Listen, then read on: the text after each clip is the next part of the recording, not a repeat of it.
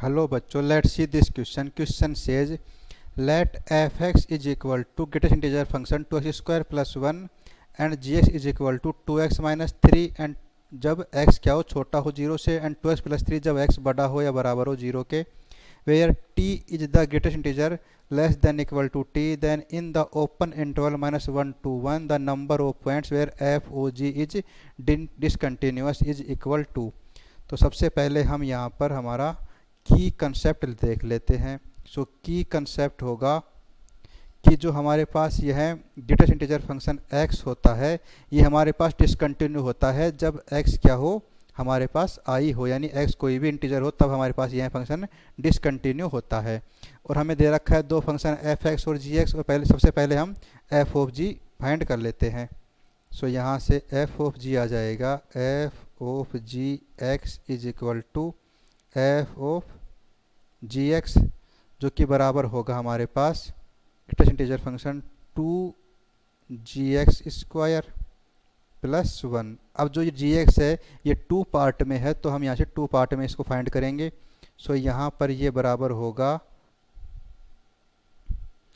2 into जी x की value क्या है यहाँ पर 2x माइनस 3। सो ये होगा 2x माइनस 3 स्क्वायर प्लस 1 जब यह x क्या हो 0 से छोटा हो। और ऐसे ही यह बराबर होगा 2 into 2x plus 3 square plus 1 जब क्या हो x ये हमारे पास 0 से बड़ा या 0 के बराबर हो। और हम जानते हैं कि जो हमारे पास यहाँ ग्रेटेस्ट इंटीजर फंक्शन होता है x प्लस n ये बराबर होता है greatest integer function x plus n जहाँ पर n कोई भी इंटीजर हो। तो हम देख सकते हैं कि यहाँ पर जो 1 है ये एक इंटीजर है। सो यहाँ से f ऑफ जी एक्स की वैल्यू आ जाएगी greatest integer function 2 into 2x minus 3 का स्क्वायर प्लस 1 जब x छोटा हो 0 से।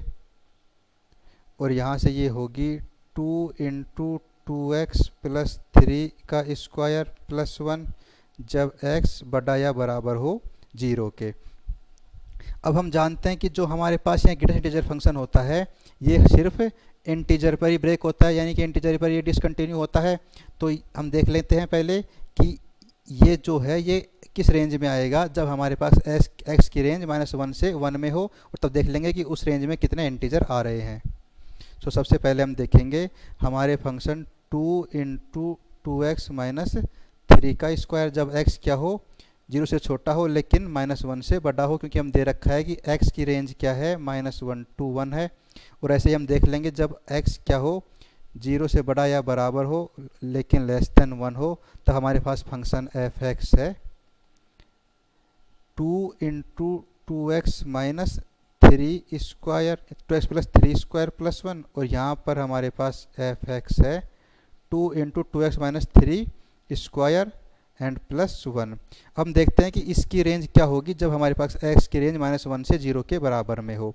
तो यहाँ से क्या है x 0 से छोटा है और -1 के बराबर है, देन 2x होगा less than 0 and greater than -2, then 2x minus 3 होगा ये -3 से तो छोटा होगा लेकिन -5 से बड़ा होगा। और ऐसे ही इसका जब वर्क करेंगे हम 2x माइनस 3 का जब वर्क करेंगे सो इसकी रेंज आ जाएगी ये छोटा होगा किससे 25 से बट बड़ा होगा ये 9 से। और ऐसे ही 2 इंटू 2x माइनस 3 जो का स्क्वायर होगा ये छोटा होगा 50 से लेकिन बड़ा होगा 18 से। सो इसकी रेंज कितनी आ गई 18 से 50 के बीच में। और हम देख सकते हैं कि 80 से 50 के बीच में हमारे पास यहाँ पे 31 इंटीजर होते हैं। सो जो ये f(x) है वो इस रेंज में हमारे पास 31 पॉइंट्स पर डिसकंटिन्यू होगा। अब ऐसे देख लेते हैं हम इसके लिए। सो यहाँ पर ये क्या होगा x की रेंज है 0 to 1। सो यहाँ पर 2x की रेंज हो जाएगी 0 to 2 एंड 2x प्लस 3 की रेंज होगी 5 to यहाँ पे आ जाएगा 3, देन 2x प्लस 3 का जो वर्ग है इसकी रेंज होगी 25 से छोटा होगा और 9 से बड़ा या बराबर होगा। ऐसे ही 2 इंटू 2x प्लस 3 का स्क्वायर है इसकी रेंज होगी 50 और यहाँ पर यह आ जाएगा 18। बट हम देख सकते हैं कि यहाँ पर जो 18 है उससे और 50 के बीच में टोटल 32 इंटीजर होंगे। बट हम देख सकते हैं कि जो ये 18 है वो कब प्राप्त होता है, जब ये हमारे पास x क्या हो, बराबर 0 हो, क्योंकि जब इसमें हम x की वैल्यू 0 पुट करेंगे तो इस पूरे की वैल्यू कितनी आ जाएगी 18, और ऐसे ही हम इसमें जब x की वैल्यू 0 पुट करेंगे तो इस पूरे की वैल्यू कितनी आ जाएगी 18। और हम देख सकते हैं कि x बराबर 0 पर जो हमारे पास gx है वो ब्रेक हो रहा है, तो इसके लिए हम क्या करते हैं, इसके लिए अलग से चेक कर लेंगे। सो हमारा x बराबर 0 पर f ऑफ g ऑफ 0 की वैल्यू आएगी, हम देख सकते हैं कि 0 के लिए हमारे पास ये फंक्शन है। सो जब इसमें 0 पुट करेंगे हम तो इसकी वैल्यू आ जाएगी 18 + 1 दैट इज़ 19, तो इसकी वैल्यू आएगी 19। ऐसे जो इसकी लेफ्ट हैंड साइड लिमिट है उसके लिए हम ये क्या होगी, x is equal to 0 minus f, जहाँ पर f क्या है, टेंस टू 0 है। सो लिमिट हो जाएगी limit f tends to 0 f of g of 0 minus f is equal to, यहाँ पर यह आएगा लिमिट f टेंस टू 0।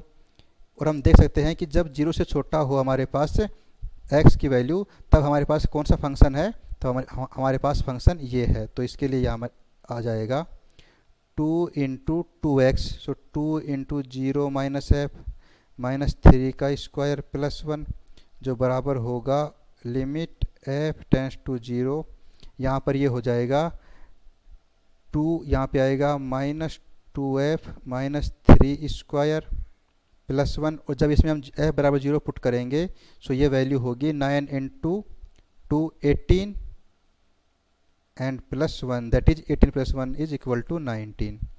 अब ऐसे ही जो इसकी राइट हैंड साइड लिमिट है वो हो जाएगी x is equal to 0 plus F where f tends to 0, so limit होगी limit f tends to 0 f of g of 0 plus f, जो बराबर होगी लिमिट f टेंस टू 0, और हमारा f ऑफ g क्या है, ये है 0 प्लस के लिए 2 into 2x plus 3 square plus 1, so यहाँ पे आ जाएगा 2 into 2 0 plus f plus 3 square then plus 1, और जब इसमें हम f is equal to 0 put करेंगे सो इसकी वैल्यू आ जाएगी 9 इंटू 2 18 प्लस 1 19।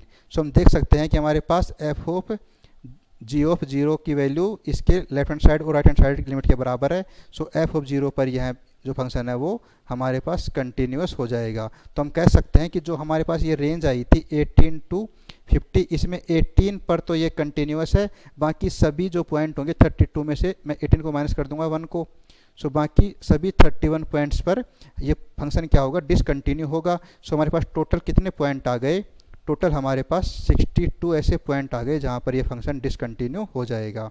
सो हमारा आंसर क्या गया 62। I hope you understood. All the best.